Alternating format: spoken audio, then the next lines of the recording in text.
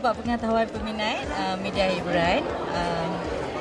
Ana sedang mengenali hati budi Riz, dan Ana harap benda yang baik akan berlaku, insyaAllah. Aminkan dan doakan untuk Ana. Thank you. Ana seorang wanita yang baik. Dia orang yang sangat caring, dan dia juga sangat fokus dengan dia punya kerjaya. Seorang pelakon yang sangat berbakat, dan dia punya jiwa tu besar. Itu yang buat saya rasa senang berkawan dengan dia.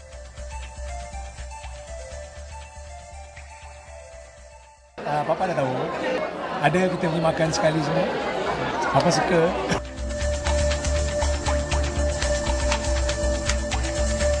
Untuk semua peminat, selamat berpuasa, selamat Hari Raya. Alami raya anda dengan sebaik-baiknya dan jangan lupa balik kampung.